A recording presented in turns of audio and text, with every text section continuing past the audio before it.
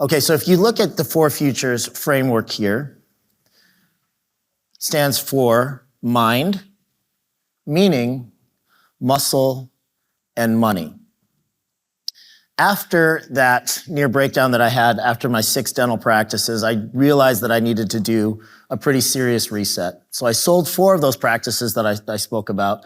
We later purchased or started 10 more, so we had a total of 16 dental practices. But these 4 practices I let go because I identified that they were the leading cause of most of the stress in my life. So we took my flagship practice and another practice, and we took the time to build them correctly, with a correct organizational chart, with a real executive team. We systemized the entire thing, and I was able to liberate a lot more time and stress from my life. At the same time, I created this matrix, the 4 futures. And every single day now, I take out my 4 futures journal, and this is how I start my day, and I make sure that I get a single check mark in each of my 4 quadrants. The mind quadrant. How are you talking to yourself? What does your internal dialogue sound like from moment to moment? If you're anything like a lot of type A personalities, you're beating yourself up all day, every day. How are you speaking to yourself on a daily basis? How able are you to handle the stress that comes with our profession? What are you doing in order to control that internal self-talk and that stress that's inevitable for us? For me, it's guided meditation to be able to control that gap that Dr. Tenori talked about yesterday between stimulus and response. Additionally, if you guys haven't done it, Yoga Nidra is amazing. Nidra, look it up on YouTube. It'll help you fall asleep. If you're an insomniac like I am sometimes, you put it on, and according to Andrew Huberman, it's the next best thing to getting a deep sleep without being asleep. Those types of mental fitness routines have really helped me to maintain focus and to control my stress. Meaning, the meaning quadrant, your personal relationships, your professional relationships, the way that you interact with the world.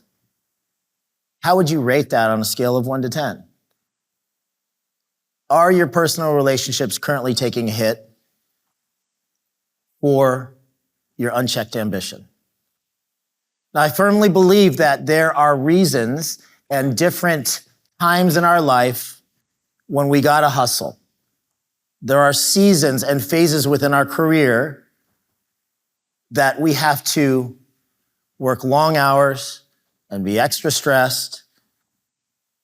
But I truly believe that if you put a time limit on that and have a discussion with your primary partner that sounds something like, hey honey, for the next 2 years, it's go time.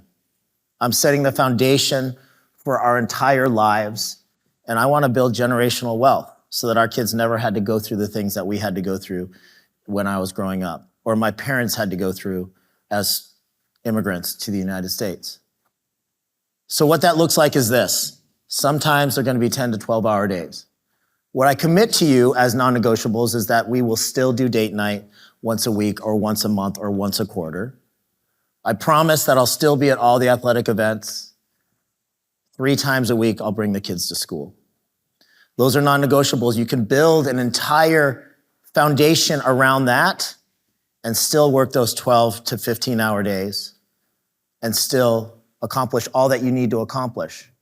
But if you're intentional enough about these things, you can still build that meaning quadrant and be incredibly ambitious without having to pay the price that I had to pay by not structuring it intentionally in the right way.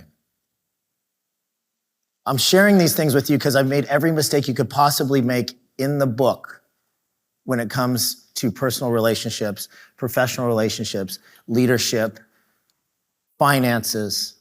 I've made all the mistakes. And for that, in response and in reaction to nearly losing so many things in my life, I created this matrix.